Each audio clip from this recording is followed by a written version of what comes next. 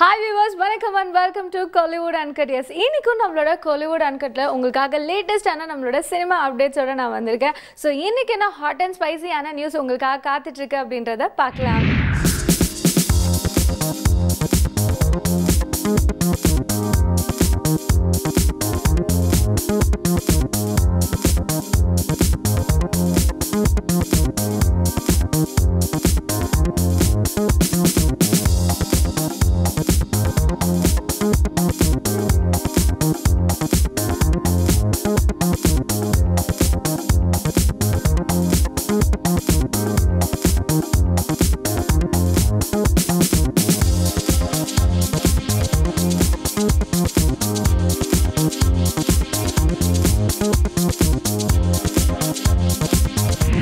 இன்னைக்கு நம்மளோட Kollywood Uncutல நம்ம ஃபர்ஸ்ட் பார்க்க போறது சென்னையில ரீசெண்டா மாரத்தான் நடந்தது. இந்த மாரத்தானுக்கு ஸ்பெஷல் கெஸ்டா ஆக்டர் ஜெயம் ரவி கலந்துக்கிட்ட ஜெயம் ரவி நிறைய விஷயங்கள் இன்ட்ரெஸ்டிங்கா பேசினாங்க. அதுலயும் முக்கியமா அந்த இடத்துக்கும் அவருக்கும் உள்ள ரிலேஷன்ஷிப்பை பத்தி நிறைய விஷயங்கள் சூப்பரா சொன்னாரு.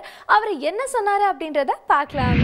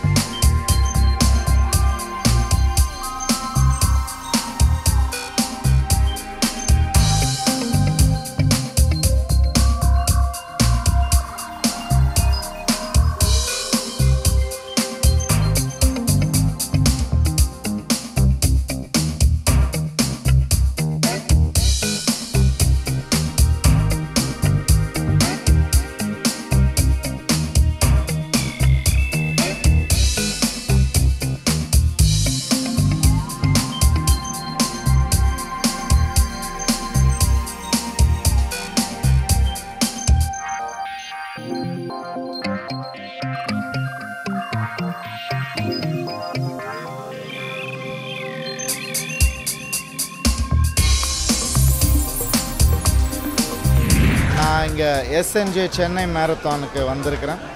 ரொம்ப சந்தோஷமாக இருக்குது. ஏன்னா நிறைய விஷயங்கள் நம்ம நிறைய விஷயத்துக்காக செய்வோம், பட் சில விஷயந்தான் நல்லதுக்காக செய்வோம். அந்த மாதிரி ஒரு விஷயந்தான் இந்த கேன்சர் அவேர்னஸ் ரன். ஸோ என்ன இந்த அருமையான ஒரு மேரத்தான் ரன்னுக்கு இன்வைட் பண்ண ஸ்பான்சர்ஸ் எல்லாருக்குமே ரொம்ப நன்றி. பர்டிகுலராக ஒய்எம்சிஏ நம்ம நந்தனம் ஒய்எம்சிஏ நடக்குது. எனக்கு நிறைய விஷயங்கள் கற்றுக் கொடுத்த இடம் இது. நிறைய விஷயங்கள் எனக்கு தெரியப்படுத்தின இடம். நான் ஓரளவுக்கு இன்றைக்கி ஸ்டன்ஸ் எல்லாம் பண்ணுறேன் சினிமாலனா. அது பவர் பாண்டியன் மாஸ்டர் எனக்கு ஒய்எம்சிஏல டெய்லி கிளாஸ் எடுப்பார். ஸோ எனக்கு மட்டும் இல்லை, பல ஹீரோஸ்க்கு அவர் சொல்லி கொடுத்துருக்காரு. ஸோ அந்த இடத்துல நான் இன்றைக்கி இந்த மேரத்தானை துவக்கி வைக்கிறேன். ப்ரைஸ் வின்னர்ஸுக்கு ப்ரைஸ் டிஸ்ட்ரிபியூட் பண்ணுறேன்னு நினைக்கும் போது ரொம்ப சந்தோஷமாக இருக்குது. நிச்சயமாக இது ரொம்ப ஒரு முக்கியமான ஒரு விஷயம். ஏன்னா கேன்சர் அவேர்னஸ்ன்றது நம்ம சென்னையில் ரொம்ப குறைவாக இருக்குது.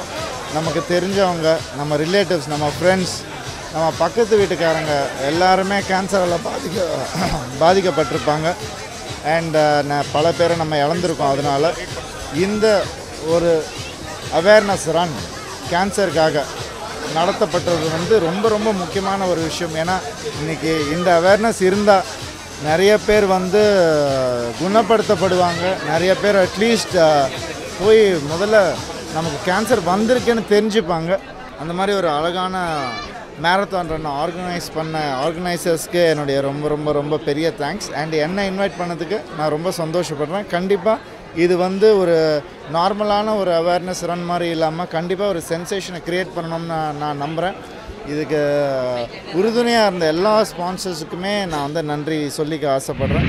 அடுத்ததான் நம்ம பார்க்க போகிறது வாலு படத்தோட சக்ஸஸ் மீட் தான் நம்ம பார்க்க போகிறோம். எஸ், நீண்ட இடைவேளைக்கு பிறகு சிம்புவோட படமான வாலு படம் ரிலீஸ் ஆகி சக்ஸஸ்ஃபுல்லாக ஓடிட்டுருக்கு. இந்த படம் ரிலீஸ் ஆகிறதுக்கு முன்னாடி பயங்கர ப்ராப்ளம்ஸ் இருந்தது அப்படின்றது நமக்கு தெரியும். ஆனால் இப்போ ரிலீஸ் ஆகி ரொம்பவே சூப்பராக ஓடிக்கிட்டு இருக்கு அப்படின்ற விஷயமும் நமக்கு தெரியும். அதனால இந்த படத்தோட க்ரூ வந்து சக்ஸஸ் மீட் வச்சுருந்தாங்க.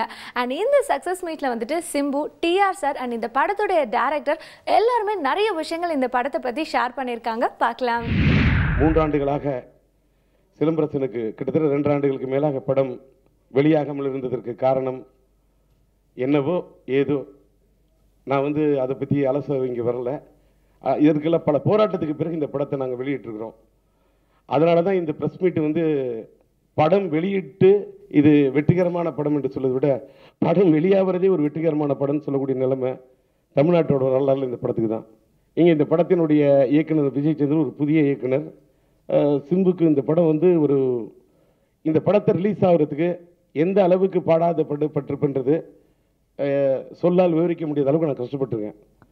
அது ஏன் கஷ்டப்படுறது வந்து உங்கள்கிட்ட நான் சொல்கிறதுக்கு வந்து அது உங்களுடைய இதில் அல்ல. இந்த படத்துக்கு தொடுக்கப்பட்ட வழக்கம், இந்த படத்துக்காக இதை சுற்றி பின்னப்பட்ட வலையும் உண்மையிலேயே வேற யார் இருந்தாலும் தாங்கியிருக்க முடியாது.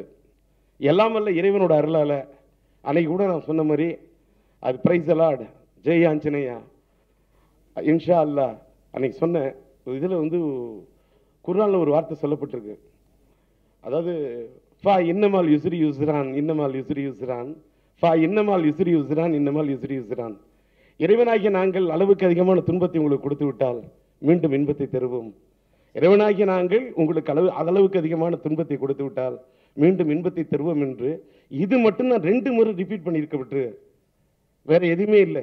அதேமாரி நம்முடைய இந்த படத்துக்காக ஒரு மாரல் சப்போர்ட் பண்ண நம்முடைய இளைய தளபதி தம்பி விஜய் அவர்களுக்கும் மற்றும் அவருடைய தயாரிப்பாளர் புலிப்பட தயாரிப்பாளர் பிடி செல்லகுமார் அவர்களுக்கும், கோவைநத்தூர் திரைப்பட விநியோகஸ்தர் நம்முடைய காஸ்மோ சிவகுமார் அவர்களுக்கும், சென்னை செங்கல்பட்டு திரைப்பட விநியோக சங்கத்துடைய தலைவர் அல்பதி அவர்களுக்கும், அது மட்டும் இல்லை படம் வெளியிடுற அன்னைக்கு முதல் நாள் இரவு எங்களுக்காக வந்து தமிழ் திரைப்பட தயாரிப்பாளர் சங்கத்தின் தலைவர் தானிலேருந்து ஆரம்பித்து நம்ம சிவா, நம்ம ராதாகிருஷ்ணன் அத்தனை பேரும், அந்த நிர்வாகிகள் அத்தனை பேரும் அன்றைக்கி இரவு புறப்பட்டு இருந்து தேனப்பல்லேருந்து அவ்வளோ பேரும், நான் பேர் சொல்ல முடியாது, நம்ம சவுந்தர் அத்தனை பேரும் அன்றைக்கி ராத்திரி வந்து அவ்வளோ பெரிய பிரச்சனைகள்.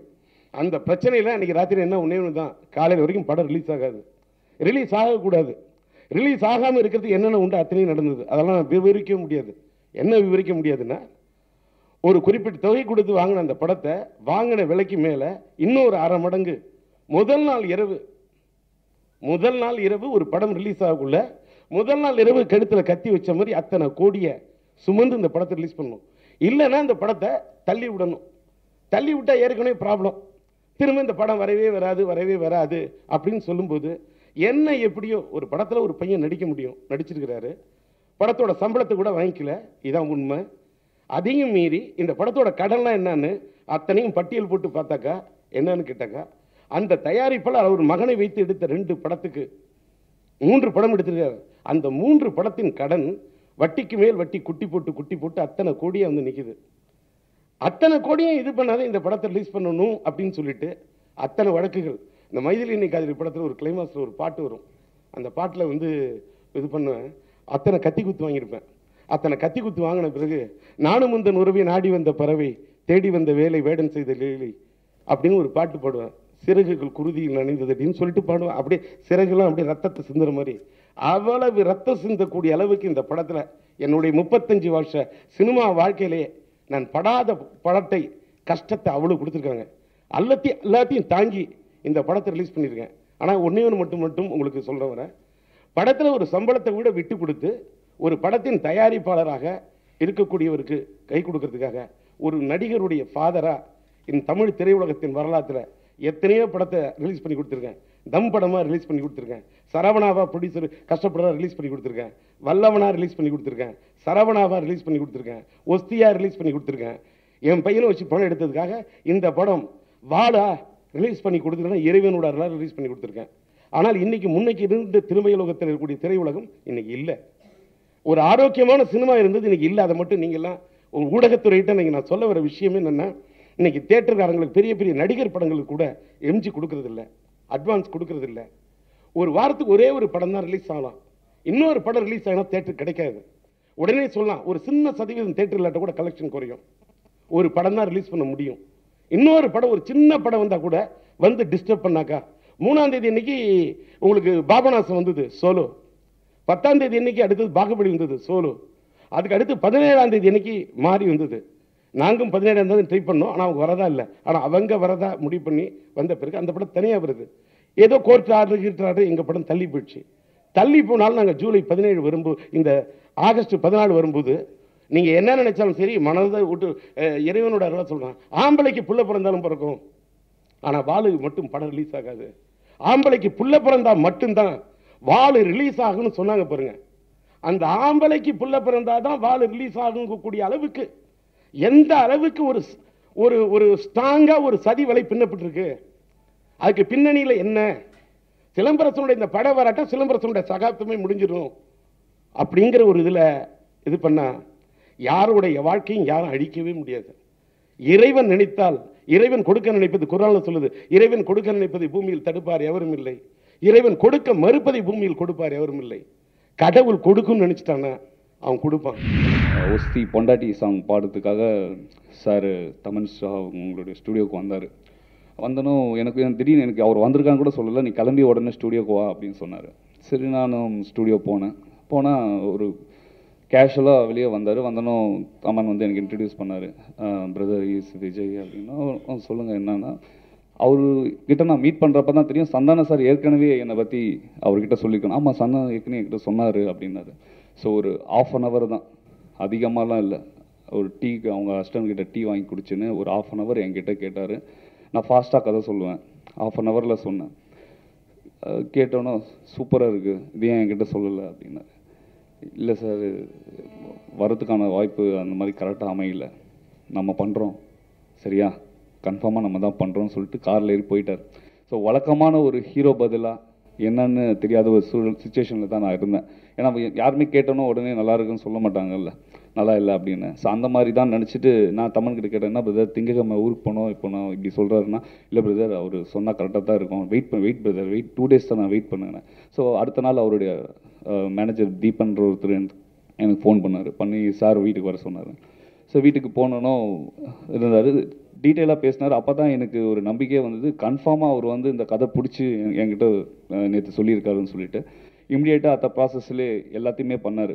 ஒரு ஹீரோ என் கையில் கிடைச்சவனோ ப்ரொடியூசருன்றவங்க வந்து வித்தின் 1 week என்கிட்ட கிடைச்சாங்க. ஸோ அந்த ஹீரோவுடைய வேல்யூ வந்து அதுதான். ஸோ நான் நினச்ச மாதிரியே ஒரு மாஸ் ஹீரோ எனக்கு கிடைச்சார். ஏன்னா இங்கே முதல் படம் கிடைக்கிறது வந்து அவ்வளோ பெரிய ஒரு கஷ்டமான ஒரு விஷயம். ஒரு ரோடை நம்ம கிராஸ் பண்ணுறோன்னா 10 பேர் நின்று இருப்பாங்க, முதல்ல யார் நம்மளை துணிஞ்சு கூட்டின்னு போகிறாங்கன்னு தான் முக்கியம்.